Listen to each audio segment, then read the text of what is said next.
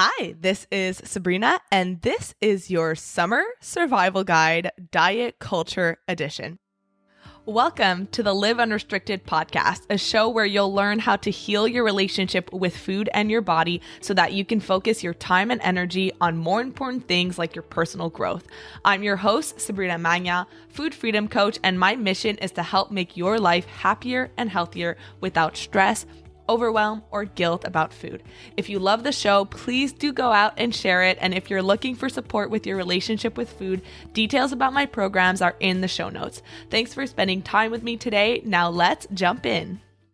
So I am so happy that you are joining me here again today, and I am very excited about today's conversation. I was taking some notes and kind of creating an outline for this podcast, and this is a very timely conversation. By the time I'm recording this, it is July 3rd. And inside of the Food Freedom Academy, during our coaching calls, we have been navigating the topic of handling social situations, barbecues, pictures being taken, wearing summer clothes when you are working on healing your relationship with food and improving your body image. So this episode is going to be really valuable for you if you are still surrounded by people who are stuck in diet culture. Either they are actively dieting, they're doing low carb and talking about their intermittent fasting results, or maybe they're not actively dieting, but they like to push their ideas of dieting onto you or the people that you love, seemingly in a well-meaning intention, right? Being worried about your health, but really what it all comes down to is weight loss, talking about your body and the way that you're eating and what diet you're trying right now. And that can be really triggering when you're working on intuitive eating and finding food freedom. So if you are surrounded by people still stuck in diet culture, if you also get nervous around summertime because that's when social activities tend to ramp up. There's the barbecues and the cocktail hours and the parties and the backyard pool parties where there's a lot of food involved. And when you are just new to working on healing your relationship with food, this can be triggering. So we're going to talk about how to handle these kind of social gatherings where food is front and center. If you avoid taking pictures, the summer, again, social activities happen, a lot more pictures are getting taken, and you may feel uncomfortable in your skin, in your body. And so whenever the talk of taking out a camera or an iPhone at this point, makes you really nervous and you hide, but at the same time, you feel a sense of sadness that you don't have any pictures with your kids or with your husband. You have pictures of your kids, of your family, but you're not in them. And that brings a lot of sadness to you. So we're going to talk about that. And this episode is going to be really geared towards you if you're someone in the past who was always starting a new diet every summer, right? Diet culture ramps up in the summer. You will see ads, you will see messaging about getting bikini body ready. You will see before and after pictures. The gym memberships are going to get thrown at you, trying to mold your body so that you can, quote unquote, feel confident and feel good about yourself, and making you feel like you need to fix your body in order to enjoy the summer, in order to be socially acceptable this summer. So every year, we are literally flooded with these messages about bikini bodies and crash diets and summer workouts designed to get you, quote unquote, ready for this holiday season. And for a lot of us, and I used to be one of those people, this is the worst time of the year, right? Because basically the message that we are getting and that our bodies are wrong. And summers can be really traumatic for anyone who feels slightly insecure about their bodies. And it's interesting that right now I am in the midst of my Food Freedom Academy group that is navigating the summer season, navigating body image, going shopping for clothes that they feel comfortable in, and looking at life through their own lens instead of other people's opinion. And this is a conversation that we're talking about a lot because people who are in bigger bodies are pressured to slim down with crash diets or to cover their bodies at the beach and wear long sleeves and pants, even when it is 40 degrees outside, 40 degrees Celsius, we're talking about. I am Canadian. And the reason why this conversation is so important is because buying into diet culture, getting sucked back in and trying just one more crash diet can really impact someone's overall health, not just physical health, but emotional and psychological health. And it never really is just one more diet. And if you want proof of that, you can look at your own history when it comes to every past summer or every past January 1st and holiday season, when we always think that one last diet is going to be different. This is the one that I'm going to be able to do and maintain and keep that weight off. And what we really know is that all of this narrative around beach bodies and summer weight loss that pop up year after year is being driven by diet culture, by the fitness industry, by anyone who is really just trying to profit off of people's insecurity. And buying into that, it actually promotes and normalizes disordered eating behaviors. It's anything that's really driving weight loss or body shape change or anything suggesting that there is a quick fix around weight and shape and size.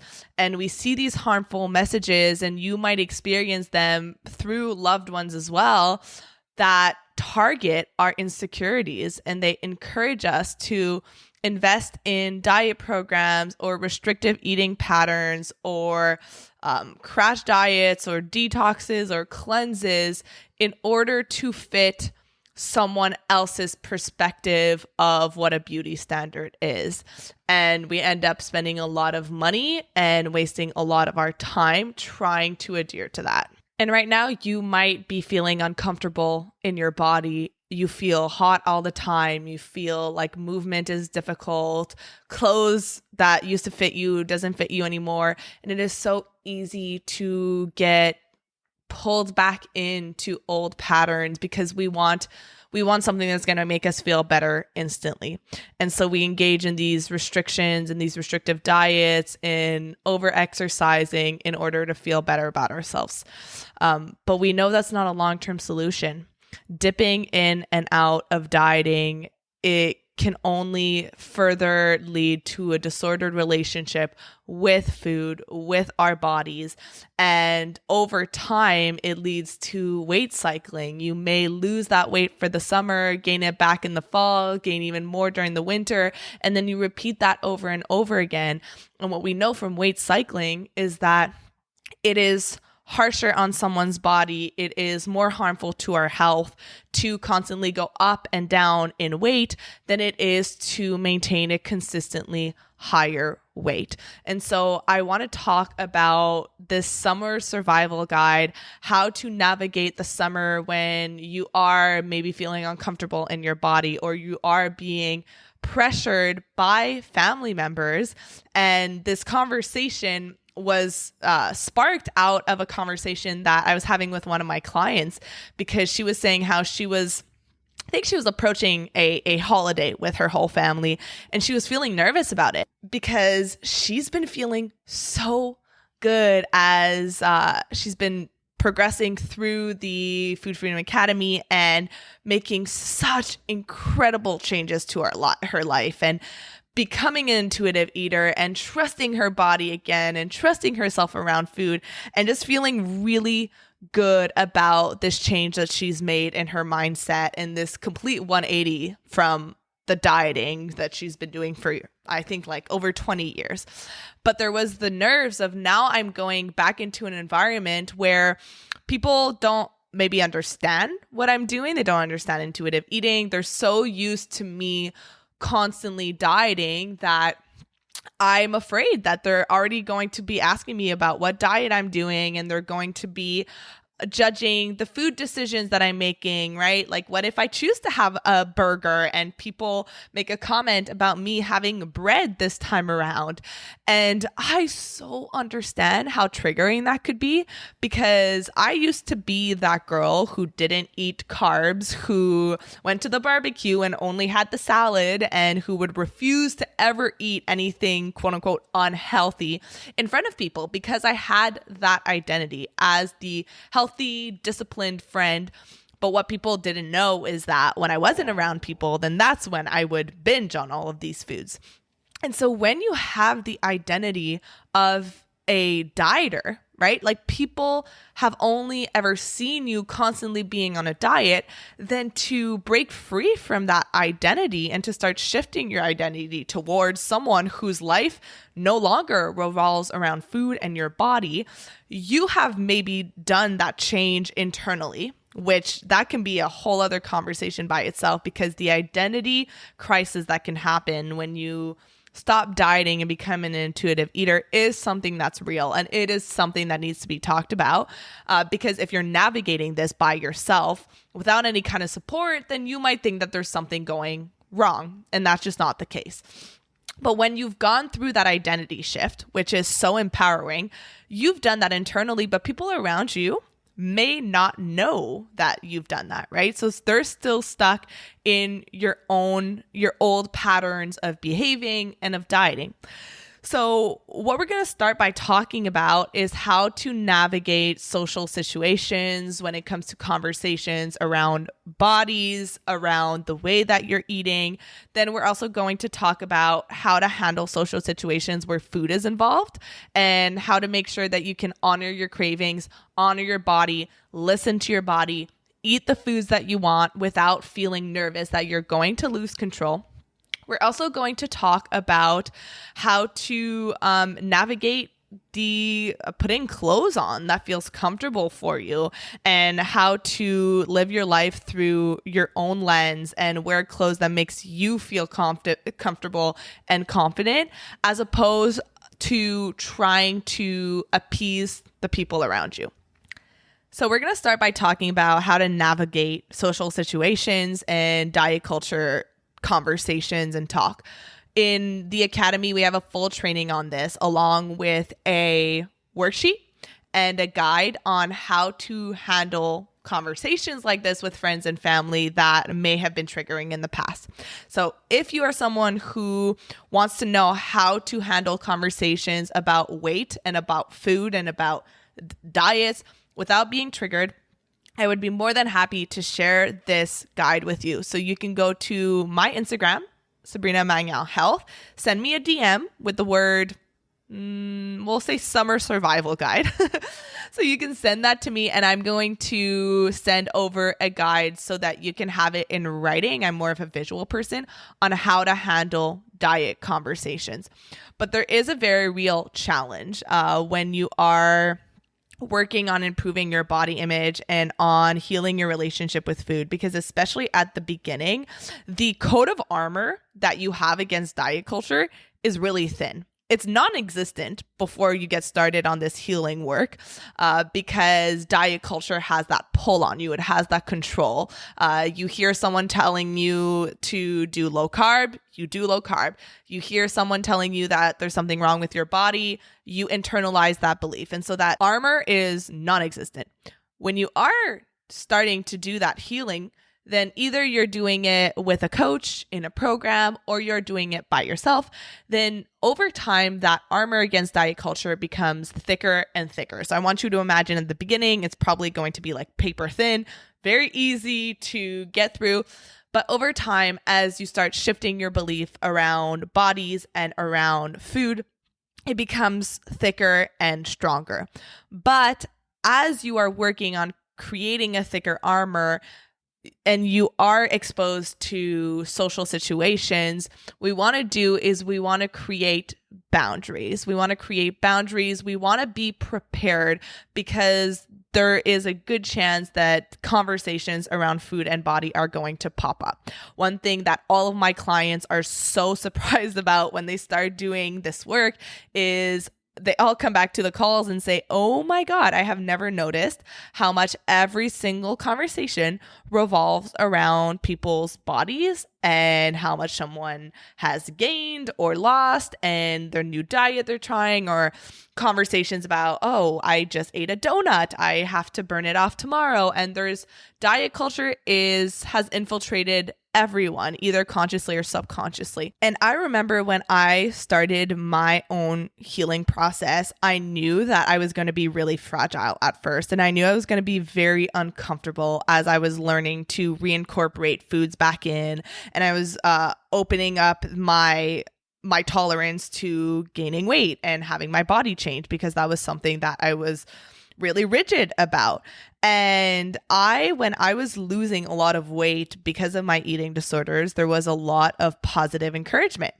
And that is not uncommon. A lot of people get praised for losing weight for really tragic reasons, like eating disorders or grief or depression. And so that positive encouragement for me at the time really kept me stuck in this loop of, okay, well, I'm losing weight, therefore I'm doing something right. Therefore, I'm going to double down on the restrictions and I'm going to keep going. And I'm going to keep doing this. And what people, obviously this was not ill intended, but people didn't know what impact comments about my body and about food had on me. I remember every single comment made about my body, about the way that I ate.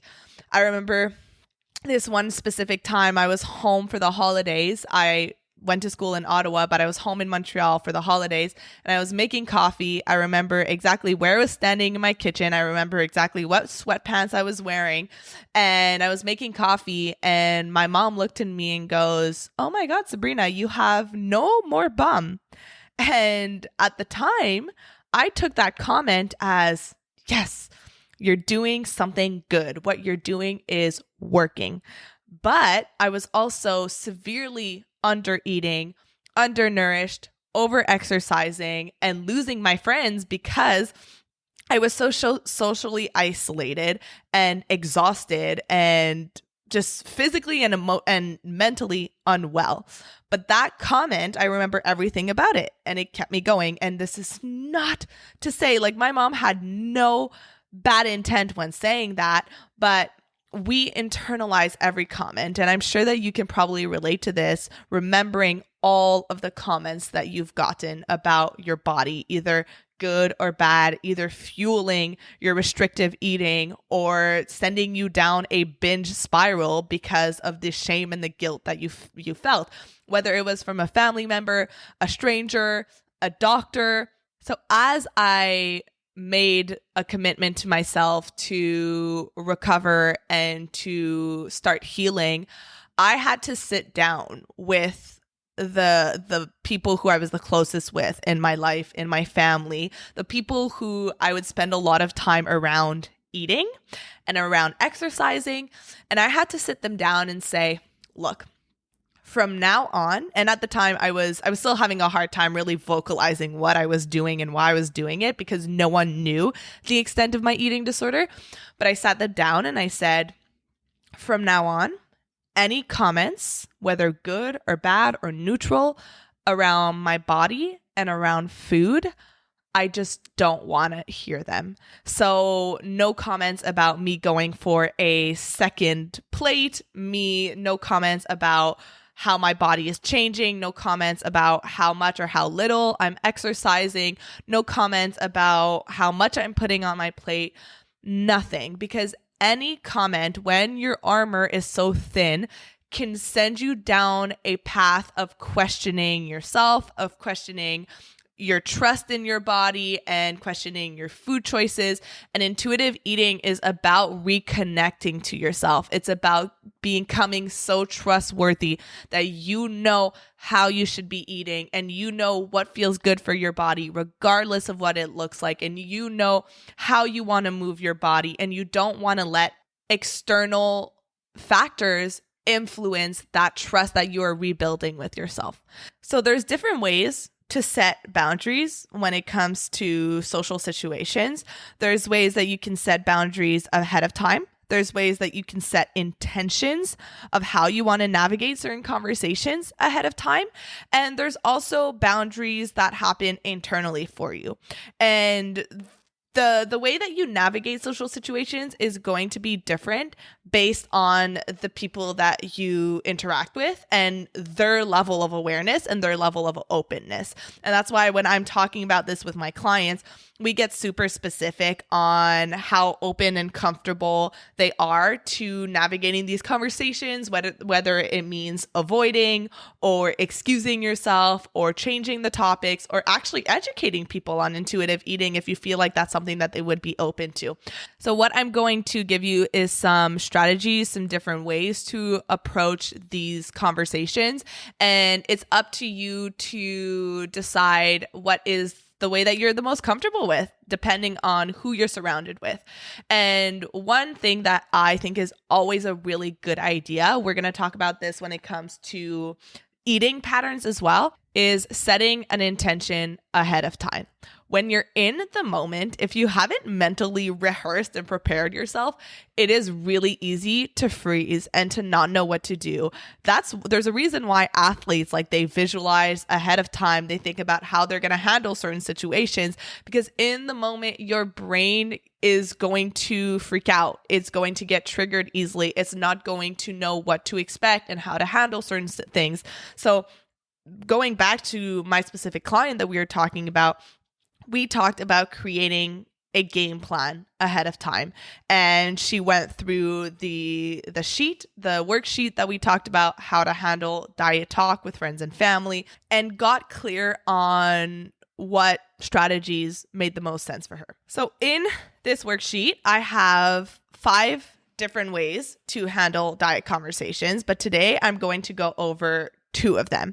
The 2 most impactful ones that I want to provide to you, because I think that they are the most universal and they're going to be the most valuable. As I go through them, I want you to remember that most people who are still dieting and endlessly talking about it are not out to make your life more difficult. They are victims of diet culture themselves, and they are likely struggling to an extent with food and their own body.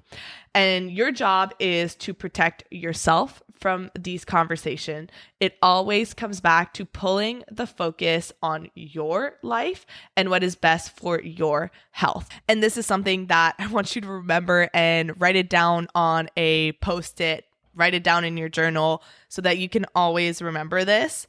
Here it goes. People's comments on your body and your eating patterns is a reflection of their own insecurities, not of you. So when someone is commenting on your body size or the way that you're eating, it is not because there's something wrong with your body size or your way of eating. It is them reflecting their own internal drama onto you. Someone who is fully comfortable in their own body, in their own skin, someone who trusts their own body, who feels 100% confident with their own eating style and the way that their bodies look or the way that their bodies are, will not make a comment on someone else's body, will not try to put someone down. So whenever you hear someone comment on your body or the way that you're eating, remind yourself that this is a reflection of them, not of you. So ways to handle diet culture talk. One is extremely simple. Excuse yourself.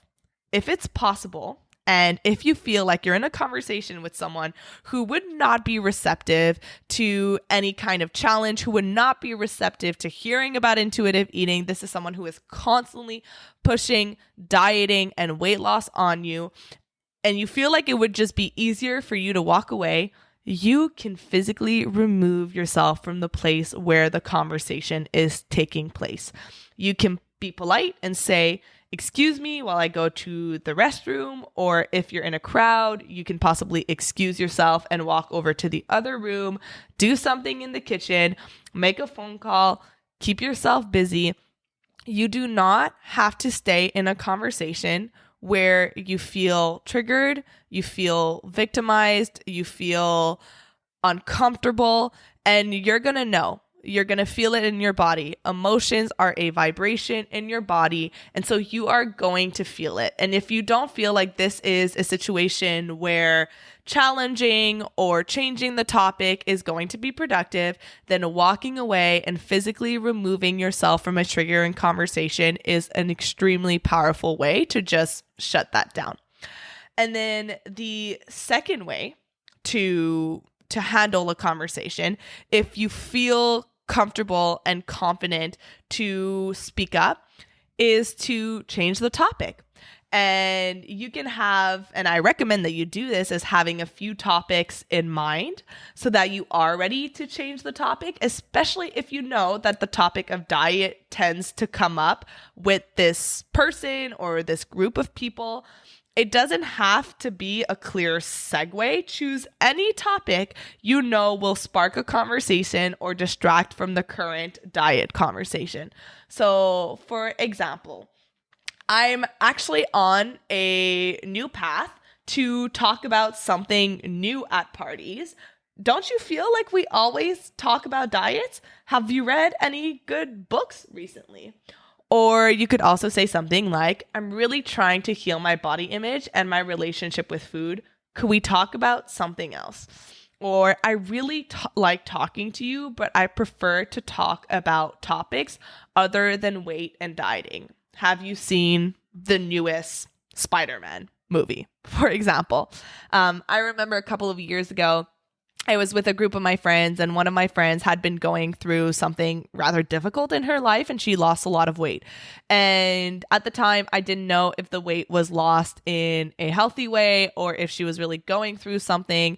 And because of the work and the nature that I do, I have just made it a point. I don't comment on people's bodies anymore, whether they lost weight, gained weight. I just don't think it's a productive way to have a conversation. And I don't think that it's important or interesting. And we were in this group of friends, and they were talking about weight and strength and working out. And one of my friends turns to me and goes, "Don't you find that," and then pointed to my other friend, "has lost so much weight in the past year?" And instead of engaging and saying, "Yeah, you've lost so much weight. What have you been doing?" I just said, "Actually, I just don't think that any conversations about weight is super interesting. Like, why don't we talk about something else?" And that was it. We started talking about something else. No drama, none of that. We just moved on to a different topic. So those are two strategies to handle social situations. If you want my guide with the extensive strategies and going deeper into it, you can head to my Instagram and just DM me Summer Survival Guide. I can't remember what I said before, but you can just DM me Summer Survival and I will send that over to you. And before we move on to talking about how to handle social situations when it comes to the food aspect of it, another thing that I want you to watch out for is the freaking comparison trap. When you are looking at other people's bodies, comparing yourself to them and making insinuations and assumptions about how they got to that body and what that body means for them. So for example, you are at a pool party and you see someone who has lost a lot of weight and they're wearing a bikini, and you start comparing yourself to them and you start thinking that you're a failure because you used to be the same size and now they've lost a bunch of weight, and how did they do it? And they must be so much more disciplined and so much more confident and so much happier. And when you see yourself comparing yourself to someone else and you feel badly about yourself, then most of the time it's because you are making these assumptions. It's called a cognitive distortion about what their bodies mean, how they feel, and how they got there.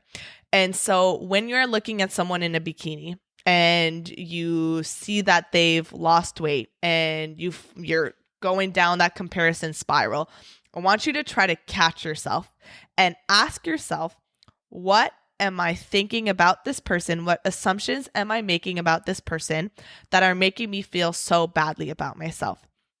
Am I assuming that they are more disciplined than me? Am I assuming that they are better than me?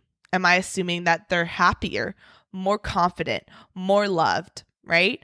A lot of the times we don't know what our brains are doing. It's working in the background. It's, we make assumptions at a 0.2 second speed, and then we feel the emotions from it. But we don't actually stop and ask ourselves and let our thoughts come up to the surface and work through them critically.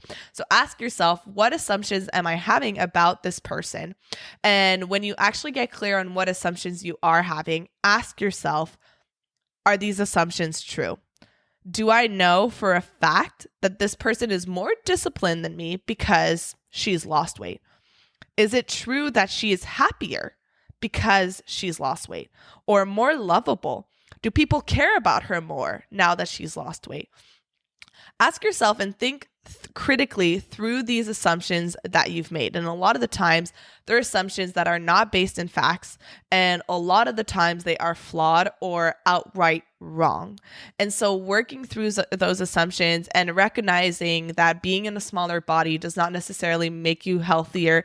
It doesn't make you more disciplined. That person may have just gone through a divorce or a loss or a depression or is struggling with an eating disorder. And we never know someone's backstory. So having compassion and knowing that the way that someone looks doesn't tell us anything about the state of their emotional or physical well-being, and just focusing back on yourself. What can I do to make myself feel more trusting in my body, more comfortable and more confident in my own body? And this happens on a thought level. It doesn't happen by changing your body, because probably you have experienced this before where you've lost the weight, but you didn't feel more confident. You didn't feel more trusting. You didn't feel more at ease with food. And you were still constantly chasing for that next diet. It was never enough. So reflecting and thinking critically when you, and this, what could be really helpful is putting it down on paper, because when you bring your thoughts from the subconscious to your prefrontal part of your brain, which is your critical part of your brain, and you do that by writing down, because writing down activates that critical prefrontal part of your brain, then you can actually work through it critically. So just be very careful of that comparison trap, and know that comparing yourself to others will never feel good. So avoiding that and tuning back in to yourself. Now, another challenge of the summer is the increased social gatherings that revolve around food. If you're American, 4th of July. If you're Canadian, 1st of July, Canada Day, the pool parties, the cocktail hours, the numerous weddings. And most chronic dieters, when faced with a situation where a lot of food is present, where it's special occasions, it is a time where feeling out of control with food is extremely common. Binging is common because chronic dieters are so restrictive in their everyday lifestyle, and there's so many rules and there's so much guilt and shame around food that when there is a situation where these foods that you're not used to letting yourself have, or you have that mentality of this is a special occasion, so might as well eat all of these foods and go all out and just be better and start again tomorrow, then of course you're constantly moving from one extreme to another, which is you are restricting, and then you're going to swing to the other side of the pendulum, which is overeating and binge eating. So when I'm working with my clients, we are working through undoing these restrictions, healing that restrictive mindset, and getting rid of that all or nothing mentality. So when you are approaching a social situation where food is involved, a really important mindset to remember is that food is no longer scarce. There isn't another crash diet around the corner.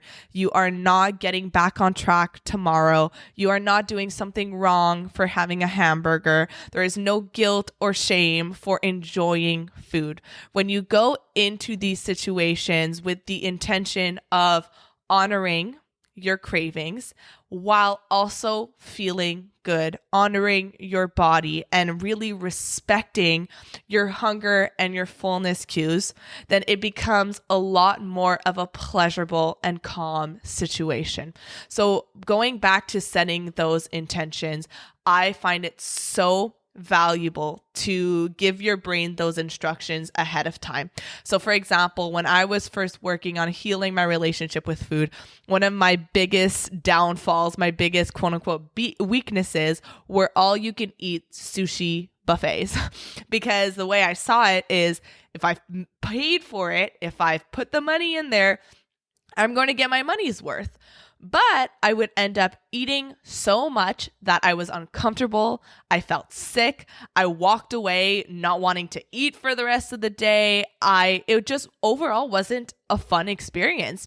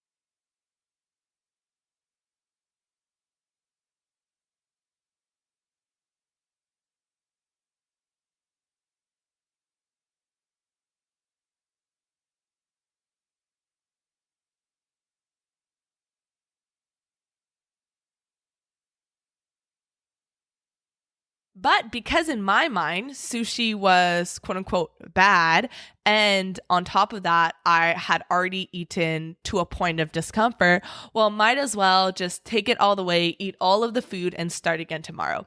So when I started working on healing, I would set that intention ahead of time of reminding myself that I can have sushi whenever I want.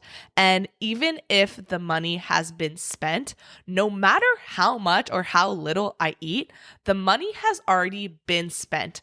So I would rather walk away having enjoyed my food, because I'm sure that you have experienced that moment when you've eaten so much, the food doesn't taste good anymore. You're not even really tasting the food anymore.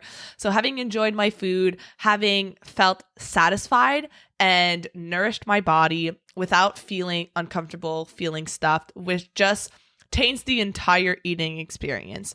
So as you go into that barbecue or that wedding, there's going to be plenty, almost too much food.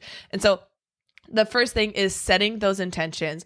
I want to honor my body. I want to eat the foods that I want to eat. I want to enjoy everything that I eat. And I want to walk away feeling good and reminding yourself that these foods are not special. They're not bad. They're not going away. This isn't your last time being able to eat that hamburger or that cake. It's always going to be available because there is no diet around the corner. And another thing that can be really helpful too is we'll use the barbecue example.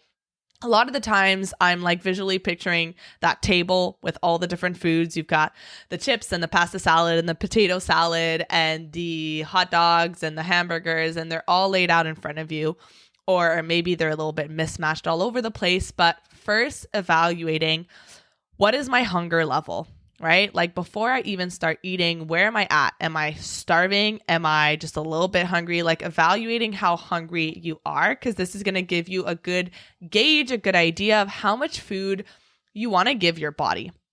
And then once you have a good idea of how hungry you are, because a lot of the times at these events, we're so distracted that we will eat without tuning into our hunger, without really paying attention to if we want or need food or not. We're kind of just grazing. We're letting our glasses of wine get filled up automatically, and we're not asking ourselves some of those questions. So tuning into where you're at on the hunger scale. Hunger scale is another tool that we use inside the academy. And when you do ask yourself that question, then the next step is to look at the foods that are available, if that is possible. And first do a scan of which foods really sound appealing to you. Because I'm sure you've experienced this before where you're at the buffet table and you just put a little bit of everything on your plate. And if you are getting started on your intuitive eating journey, then there is probably a good chance that the clean the plate mentality is still there. If the food is on my plate, then I'm going to eat it, regardless if I like it or not, if I'm hungry or not. So doing a quick scan of what food is available, what food sounds appealing to you, and start with those foods that sound the best, right? So put a little bit of everything of those foods that sound good to you on your plate. Start there and then give yourself unconditional permission to go back for seconds if you're still hungry, if you want more food without that guilt. But after that first plate, really tuning back into your hunger. Am I still hungry? Am I full? Do I want to wait a little bit? And without going for that rushed experience, really allowing yourself to enjoy your food and not feel guilty, because again, these foods are not good or bad. They have different functions. And in that environment, whether it's a wedding or a cocktail party, those foods are exactly what you need. They are a source of connection. They are a source of love. They are a source of celebration.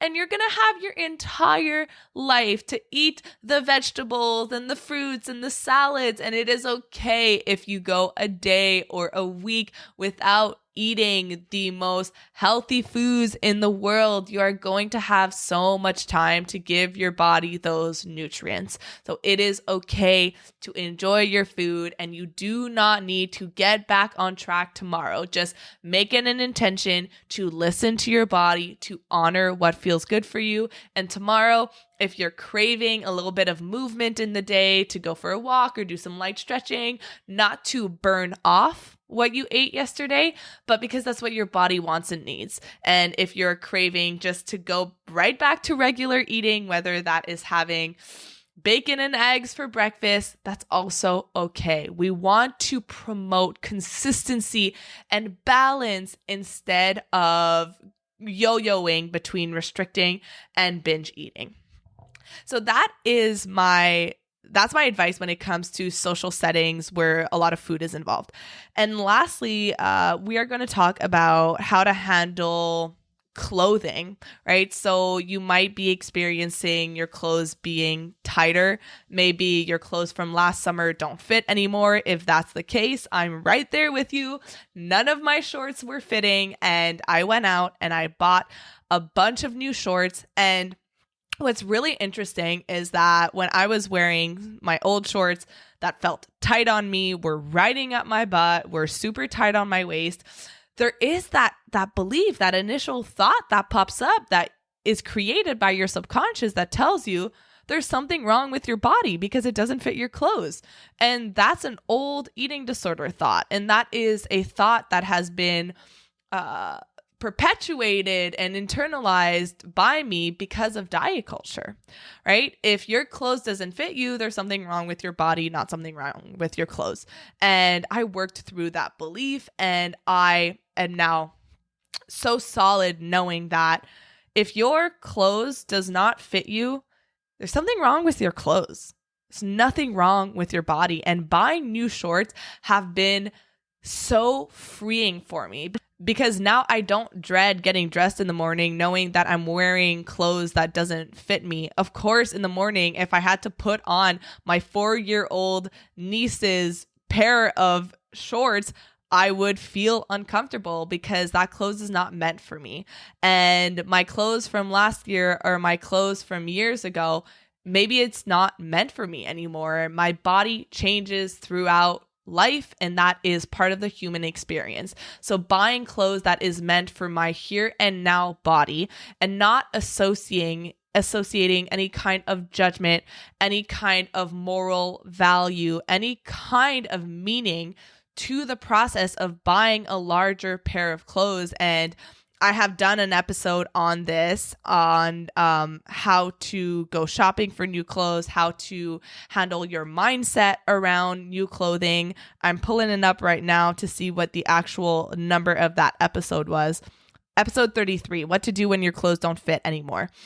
And buying clothes that actually fit my body has made me excited to get dressed again, because I'm putting this clothes on that fits my body, that doesn't feel like it's squeezing all the parts of my body. And I know that there isn't anything wrong with my body. The problem was the clothes. And so if you are hesitating and you are trying to push yourself through old clothes that makes you feel like crap about yourself, and there is that belief and that internal voice that's telling you there's something wrong with your body, therefore you have to go on a crash diet, you have to over exercise in order to fit into your old clothes, you are not supposed to fit into your old clothes. Your clothes is supposed to fit you. And allowing yourself to buy those staple pieces, whether it is one pair of shorts that feels really good for you, or I had to change up my bras because my bras were starting to feel super, super tight and it was so uncomfortable. I called it boob prison. And it was super uncomfortable. So buying a bra or underwear that fits your body, because you'll notice that when you wear clothes that feels good on you, that feels comfortable, you're going through the day not feeling and thinking about your body all the time, but you're able to experience life a lot more. There was one of my clients in the Food Freedom Academy who posted in our Facebook group her experience of going to buy new clothes. And she said, Thank you so much for listening to today's episode. If you found it valuable, I would love if you would share it with someone you know that could benefit. If you're loving the show, don't forget to subscribe over on Apple Podcasts so you don't miss a single episode. I really love hearing feedback from you, so please leave a rating and review over on Apple to help us get in the ears of more people who need it the most. Finally, come hang out with me on Instagram at Sabrina Magna Health for more educational content and get up close and personal with me. Thank you so much for being here, and I'll see you on the next episode.